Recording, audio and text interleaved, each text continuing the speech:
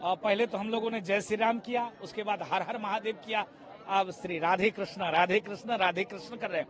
आप देखिए, मैं आभार व्यक्त करता हूं इलाहाबाद खंडपीठ का, जिनके नेतृत्व में एसआई सर्वे का अनुमति आ गई।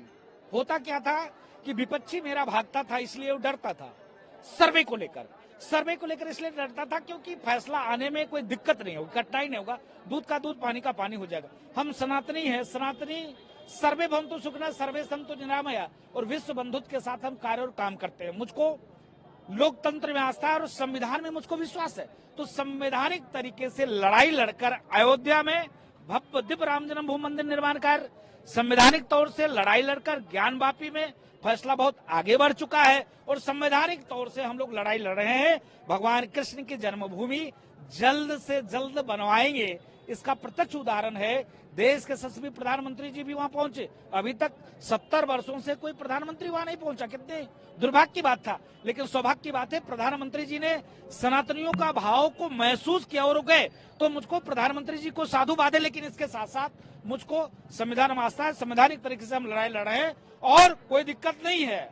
आप आगे भी जाओगे तो हम आगे भी जाने के लिए तैयार हैं, और भगवान कृष्ण की वो जन्मभूमि है, मंदिर और मस्जिद की लड़ाई नहीं है, वो जन्मभूमि की लड़ाई है।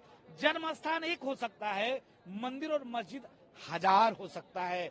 तो इसके नाते मैं मुस्लिम भाइयों से भी अपील करूंगा, किसी कारणवश दबाववश आपने हमसे सुलह किया तो सुलह असंवैधानिक तरीके से आपने किया, संवैधानिक तरीके से नहीं किया।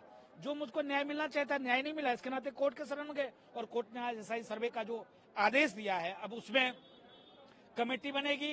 कमेटी बनने के बाद कैसे क्या होगा वो गठित वो उस प्रकार से होगा। लेकिन आज जो पहली सीढ़ी हम लोग चढ़े हैं वो बहुत ही महत्वपूर्ण है, गर्व की बात है, और सभी सनातनियों के लिए गर्व की बात है कि जल्द ही भगवान कृष्ण की भी जन्मभूमि का मंदिर का निर्माण होगा। इसके साथ ही आपने एक बड़ी बात कही कि जिस तरह से हम इस चीज को पे आए हैं, ये हम वो धर्म नहीं है जो तलवार का फैसला। नहीं, मैंने इसलिए कहा कि मुझको डेमोक्रेसी में आस्था है, संविधान में मुझको विश्वास है।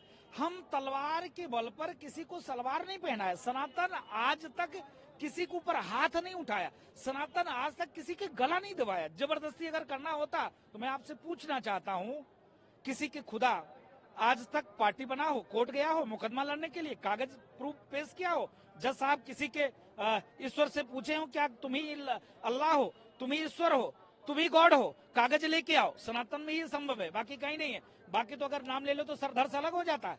अगर कह दे अल्लाह की कागज लेके आओ तो अभी सरधर के अलग हो जाएगा। लेकिन अयोध्या की जो सुनवाई हुई, अयोध्या की सुनवाई इतना मतलब वो है कि आप समझिए कि जैसा आप पूछते थे क्या तुम ही दशरथ के बेटे राम हो, क्या कोई कागज है तुम्हारे पास? कागज भगवान राम स्वतः पार्टी बन के दिखाते थे। इसके नाते हम उस धर्म को मानने वाले हैं, आज तक किसी के ऊपर उंगली नहीं उठाया, और मुझको संविधान में आस्था है और संवैधानिक तरीके से लड़ाई लड़ना है और विजय हमको मिलेगा।